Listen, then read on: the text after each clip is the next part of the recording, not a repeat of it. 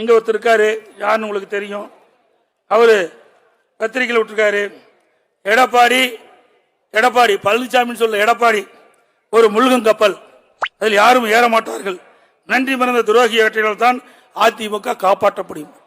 நல்ல உங்கள்கிட்ட நான் சில விளக்கங்களை சொல்ல கடைபெற்றுகின்றேன். எது சரி எது தப்பு என்று நீங்களே முடிவு செய்து கொள்ளுங்கள். இதே புரட்சி தலைவி அம்மாவர்கள் துரதிருஷ்டவசமா இறந்துடுறாங்க. அப்பா இவருக்கு முதலமைச்சர் வாய்ப்பு ஒரு சூழ்நிலை கிடைக்கப்பெறல. இவருக்கு கிடைக்காத உடனே எங்க போய் தர்ம யுத்தம் பண்ணவர், தர்ம யுத்தம் பண்ணாரா இல்லைங்களா?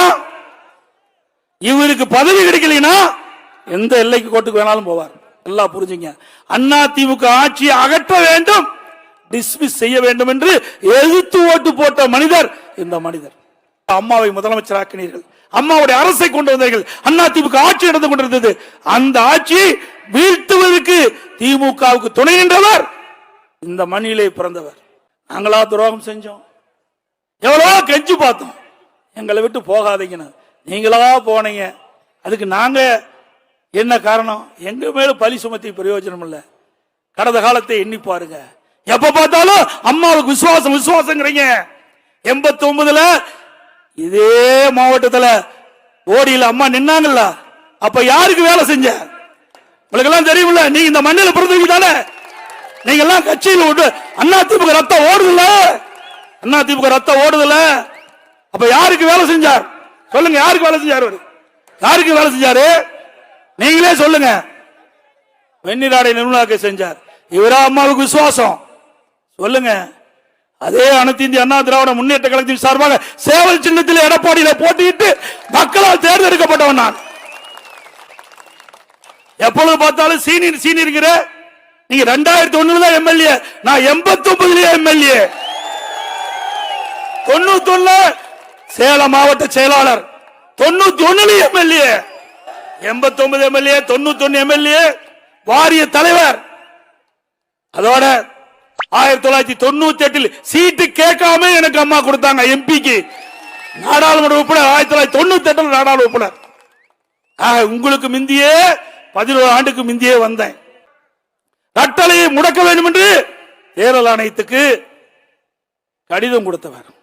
அதற்கு மேலாக இங்க இருக்கின்ற அத்தனை தொண்டனுடைய சொத்து பொன்மனச்செம்மல் புரட்சி தலைவர் எம்ஜிஆர் என்ற மாமனிதர் தலைமை கழகம் என்ற அற்புதமான கட்டடத்தை உங்களுக்கு கொடுத்துட்டு போயிருக்கார்.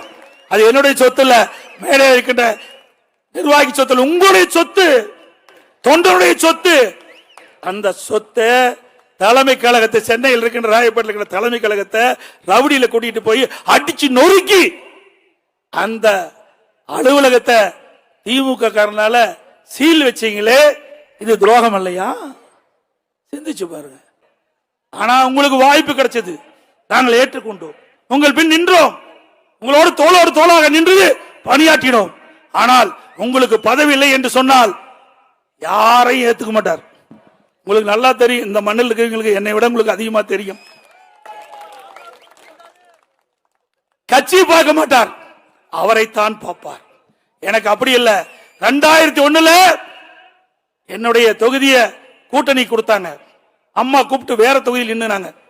நிக்க மாட்டோம்மா, என் தொகுதியில நீங்க வேட்பாளர் அறிவிச்சிட்டீங்க, கூட்டணி கட்சியா இருந்தாலும் நான் உழைக்கிறேன்னு உழைச்சு அவரை வெற்றி பெற செஞ்சேன். இது கட்சிக்கு விசுவாசம். தலைமை என்ன சொல்லுதோ அதை கேட்பதுதான் ஒரு உண்மையான தொண்டனுக்கு அழகு. அதை நான் செய்தேன். இன்றைக்கு உங்கள் முன் உங்களுடைய ஆதரவோடு இங்கு நிற்கிறேன். துரோகம் செஞ்சவர் எங்கே நிற்கிறார் என்று பாருங்க. நல்லது செஞ்சா யாரு வேணாலும் இங்க வரலாம்.